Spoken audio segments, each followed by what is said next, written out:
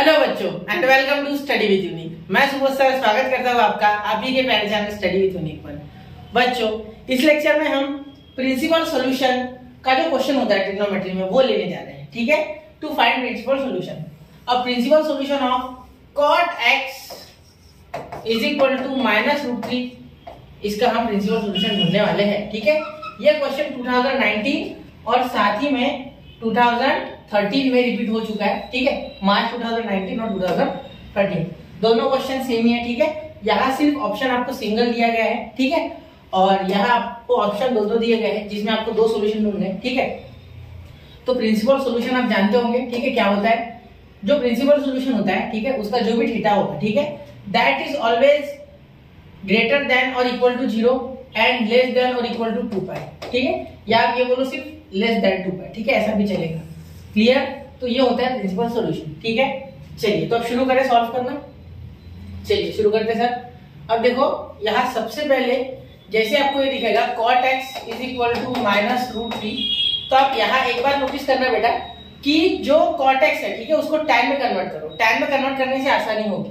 ठीक है, अगर नहीं करना है tan में तो भी चलेगा, कोई दिक्कत नहीं है। ठीक है, चलो cot में सॉल्व करते पहले, फिर एक बार tan में भी करके बताना। ठीक है, देखो आपको cot की ऐसी कौन सी वैल्यू है जो √3 देती है, वो होता है cot π/6 इज इक्वल टू √3। ये जानते हो क्या आप? ठीक है, तो यहाँ दोनों साइड माइनस लगाओ। क्या लगाओ? दोनों साइड माइनस। तो देखो -√3 इज इक्वल टू -cot π/6, तो -√3 और ये -√3 देखो सेम टू सेम आ गए। ठीक है, तो यहाँ आप क्या कर सकते हैं, therefore cot x is equal to -cot π/6। ठीक है, या ब्रैकेट में देना, सीधा लिखना -cot π/6। ठीक है, अब आप जानते होंगे तो आपको एक चीज बता दूं, cot π माइनस थीटा, ठीक है, is equal to -cot theta होता है। ठीक है, cot π minus theta is equal to -cos theta. ठीक है, हाँ देखो ये क्या होता है, ऐसे होता है आपका क्वाड्रेंट। ठीक है, क्वाड्रेंट के हिसाब से बता दो। अगर आप अलाइड एंगल का फॉर्मूला नहीं जानते हो तो भी कोशिश करूंगा क्वाड्रेंट के सारे बताने की। तो ये फर्स्ट, ठीक है, ये सेकंड, ये थर्ड और ये फोर्थ। ठीक है, इसमें देखो आफ्टर स्कूल टू कॉलेज, ठीक है, all positive, sine positive, tan positive, cosine positive. ठीक है, तो जो cot है, ठीक है, cot वो डिपेंड करता है on sine as well as on cos। ठीक है, क्योंकि cos बाय साइन उसका फॉर्मूला होता है। ठीक है, ये थीटा भी लगा देना। ठीक है, मैंने थीटा नहीं लिखा। ठीक है, तो इसका मीनिंग है कि अगर cos निगेटिव हो जाए या साइन निगेटिव हो जाए, दोनों ही केस में cot निगेटिव आने वाला है। ठीक है, मतलब cot की निगेटिव वैल्यू हमें सेकंड क्वाड्रेंट में भी मिलेगी और फोर्थ क्वाड्रेंट में भी मिलेगी। ठीक है, इस क्वाड्रेंट में हमेशा हम ऐसे जाएंगे, मतलब पाई माइनस थीटा करेंगे। ठीक है, इसीलिए यहाँ पाई माइनस थीटा, और इस क्वाड्रेंट में हमेशा 2 pi minus theta, 2 pi minus theta याद रखना। ठीक है, क्लियर? 2 पाई माइनस थीटा इस क्वाड्रेंट में। क्लियर इतनी बात? तो इतना आपको ध्यान रखना है। इधर अगर जाना है तो पाई प्लस थीटा करना होगा। ठीक है, लेकिन हमें इस क्वाड्रेंट में नहीं जाना क्योंकि इसमें tan पॉजिटिव है तो cot भी पॉजिटिव। क्यों बेटा? क्योंकि tan theta is equal to 1/cot theta, तो अगर tan पॉजिटिव तो cot भी पॉजिटिव। क्लियर?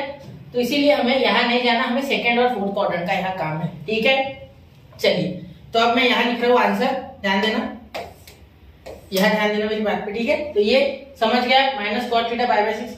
तो यहाँ ये जब माइनस अंदर जाएगा तो यहाँ लिखेगा cot x is equal to, यहाँ लिखिएगा cot x is equal to cot in bracket pi minus π/6। ठीक है, तो यहाँ देखना cot x is equal to cot 5 π/6। देखो 6 1 जा 6, क्या देखो ये क्या हुआ है एक्चुअली, यहाँ करके बता दो, पाई माइनस π/6, तो 6 1 जा 6, यहाँ कुछ नहीं आने 1। ठीक है, cross multiply 6 pi minus pi upon 6। ठीक है, 5 π/6। ठीक है बेटा, तो यहाँ ध्यान देना x cot x is equal to, sorry ये cos हो गया, cot 5 π/6, तो मैं डायरेक्टली अब यहाँ लिखा ऑलरेडी मैंने, तो x इज इक्वल टू 5 π/6, एक वैल्यू आ गई आपकी। ठीक है, एक सॉल्यूशन तो ये आ गया। अब दूसरा सॉल्यूशन ढूंढते। ठीक है, अब यहाँ 2 पाई माइनस थीटा करना होगा। देखो अभी बोला ना मैंने pi minus theta, 2 pi minus theta, क्योंकि यहाँ कोसाइन अगर पॉजिटिव है तो साइन निगेटिव होगा, और साइन निगेटिव हो जाएगा तो cot तो ऑटोमेटिकली निगेटिव हो गया, क्योंकि cot depends on sine as well as cos। याद है आपको cot थीटा, अभी बताया ना मैंने, cot theta is equal to cos theta upon sine theta. ठीक है बेटा, तो ये सारा मसाला आपको आना चाहिए, मतलब ये सारा बेसिक आना चाहिए, तब ये क्वेश्चन आपके लिए आसान है। ठीक है, इसीलिए मैंने क्वेश्चन इजी होते हुए भी बनाया, क्योंकि मैं जानता था कि बेसिक्स बहुत से बच्चों का क्या होता है, क्लियर नहीं होता, इस कारण से वो क्वेश्चन से डरते, वरना क्वेश्चन से डरे कौन, मैथ्स आसान है।